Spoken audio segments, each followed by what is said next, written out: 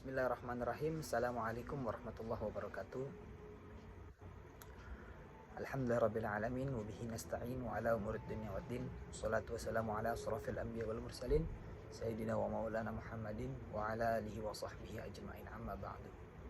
Yang pertama, puji syukur atas kehadirat Allah Subhanahu wa taala yang telah memberikan kita nikmat iman, nikmat sehat, nikmat Islam sehingga kita dapat melakukan aktivitas sedia kala.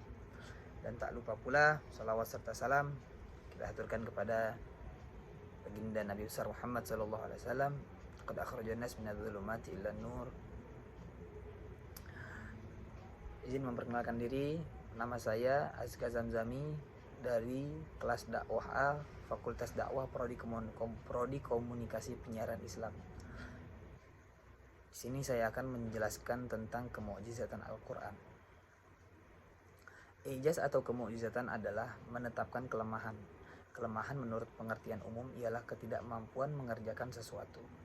Lawan dari kata kudrah atau potensi, power, dan kemampuan. Apabila kemukjizatan muncul, maka nampaklah kemampuan mukjiz, sesuatu yang melemahkan.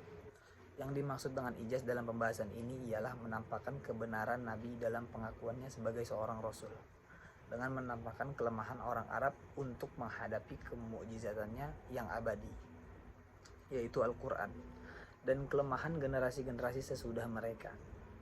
Dan mukjizat adalah sesuatu hal luar biasa yang disertai tantangan dan selamat dari perlawanan. Al-Quran Al-Karim digunakan Nabi untuk menantang orang-orang Arab, tetapi mereka tidak sanggup menghadapinya. Padahal mereka sedemikian tinggi tingkat fasahah dan balaghahnya. Hal ini tiada lain karena Al-Quran adalah mukjizat. Sebelumnya, apa itu mukjizat?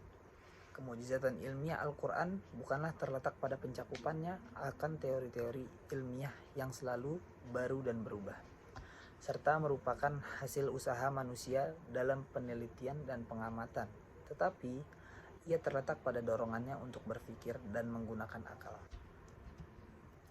Satu, kemukjizatan Al-Quran bukanlah terletak pada pencakupannya akan teori-teori ilmiah yang selalu baru dan berubah, serta merupakan hasil usaha manusia dalam penelitian dan pengamatan. Akan tetapi, ia terletak pada dorongannya untuk berpikir dan menggunakan akal.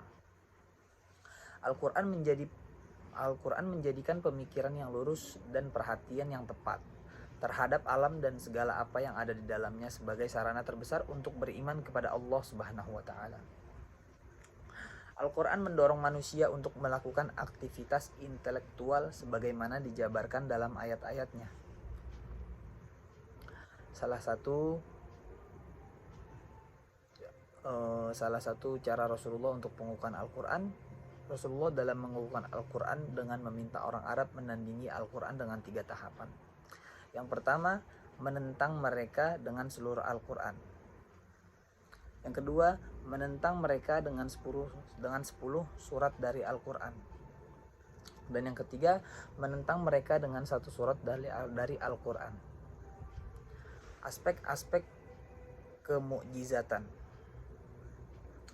3 aktor yang berhasil disandingi oleh Muhammad Zaghulus Salam dan Muhammad Khalfafah dalam bukunya Salas Rasail fi Ijaz Al-Quran adalah Al-Rumani atau Mutakallim Mu'tazilah, yang kedua Al-Khattabi atau Muhaddis, dan yang terakhir yang ketiga Al-Jurjani, Sunni atau Balaghiyin.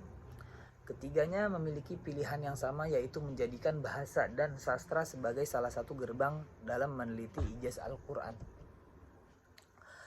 Al-Khattabi berpendapat bahwa ijaz Al-Quran terkandung di dalam lafaznya. Al-Rumani mengungkapkan bahwa ijaz Al-Quran terdapat di dalam makna ayatnya.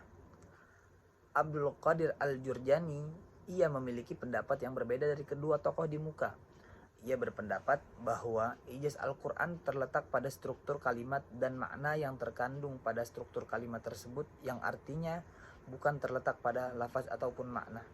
Teori yang diusung oleh Al-Jurjani ini disebut dengan teori nazam, sebuah teori yang menegaskan bahwa keindahan kalimat dan batasan ayat tidak termasuk dalam kategori ijaz Al-Quran.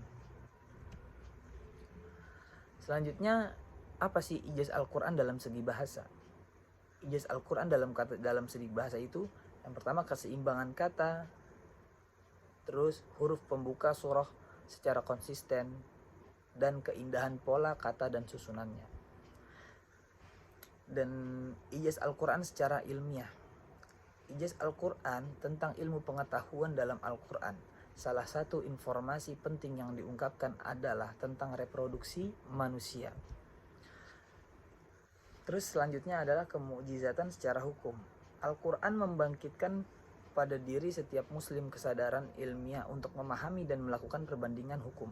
Seperti dalam firman Allah dalam surah Al-Baqarah ayat 219. Demikianlah Allah menerangkan ayat-ayatnya kepadamu supaya kamu berfikir. Juga dalam surah Al-Hasyr ayat 21, dan perumpamaan itu kami buat untuk manusia supaya mereka berfikir. Kemujizatan ilmiah Al-Quran bukanlah terletak pada pencakupannya akan teori-teori ilmiah yang selalu baru dan berubah, serta merupakan hasil usaha manusia dalam penelitian dan pengamatan, tetapi ia terletak pada dorongannya untuk berpikir dan menggunakan akal. Mungkin itu aja penjelasan dari saya. Kurang lebihnya mohon maaf. Wassalamualaikum warahmatullahi wabarakatuh.